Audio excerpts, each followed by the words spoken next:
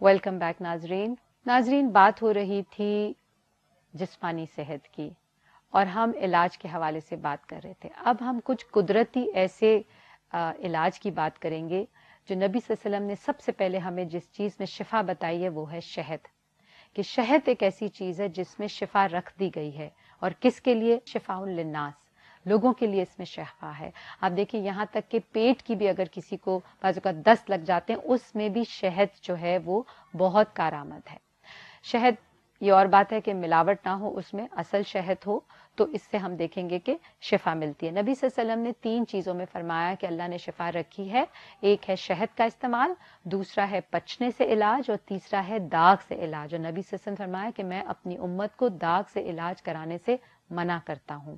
اسی طرح آب زمزم کے بارے میں نبی صلی اللہ علیہ وسلم نے فرمایا کہ یہ بھوکے کے لیے کھانا اور بیمار کے لیے شفا ہے. اور آب زمزم کے علاوہ بھی اگر جو دوسرا پانی ہے اس میں بھی بہت زیادہ تقویت ہے. نبی صلی اللہ علیہ وسلم نے جیسے بخار کے بارے میں کہا کہ یہ جہنم کی بھاپ میں سے ایک بھاپ ہے، اس کو پانی سے ٹھنڈا کرو. نبی صلی اللہ علیہ وسلم نے فرمایا تھا کہ 7 مشکیزیں پانی کے لاؤ اور وہ مجھ پر بہاؤ تاکہ میں جا کر لوگوں سے واز کر سکوں. اور پھر جب آپ پر پانی ڈالا گیا تو آپ کی طبیعت بحال ہوئی اور اب پھر آپ نے جا کے صحابہ سے واز کیا. اسی لیے ہم دیکھتے ہیں کہ پانی کا استعمال جو ہے وہ آب زمزم کا خاص طور پہ وہ بھی شفا کا کام دیتا ہے.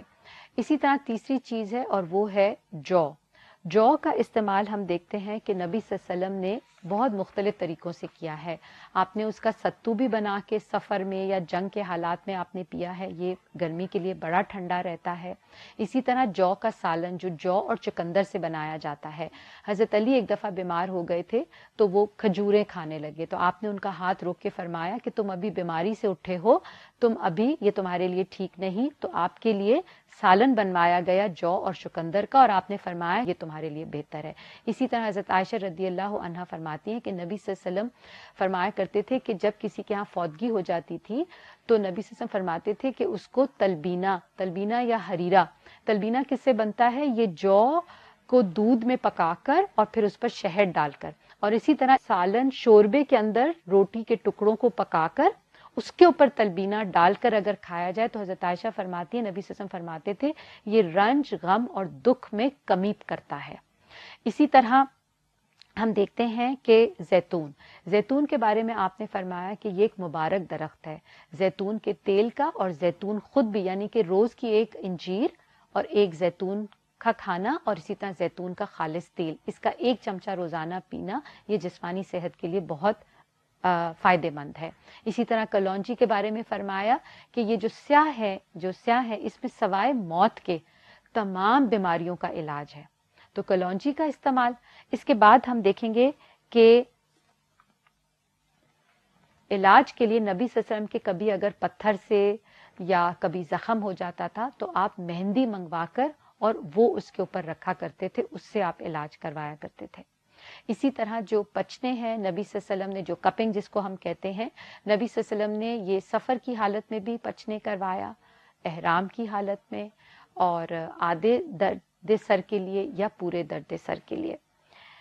اور قرآنی اور مسنون دعاؤں سے دم کرنا نبی صلی اللہ علیہ وسلم نے فرمایا ہے ہمیں کہ مفہوم اس طرح سے ہے کہ وہ دم جس کے اندر شرک نہ ہو، جیسے لوگ تعویذ، گنڈے، کڑے، سپیاں اور وہ گھوڑے کی نال، اس قسم کی چیزوں سے اپنا علاج، نظر بد کا اور اپنے اچھے شگون لیتے ہیں، تو یہ سب نبی صلی اللہ علیہ وسلم نے منع فرمایا. لیکن ہاں جس دم میں شرک نہ ہو ایسا دم جائز، جیسے لوگ سورہ الفاتحہ کا دم کرتے ہیں تو وہ سب جائز ہے.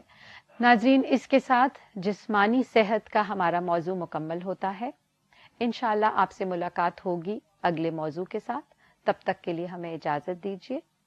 السلام علیکم ورحمۃ اللہ وبرکاتہ. سبحانک اللہم وبحمدک، اشہد ان لا الہ الا انت، استغفرک واتوب الیک.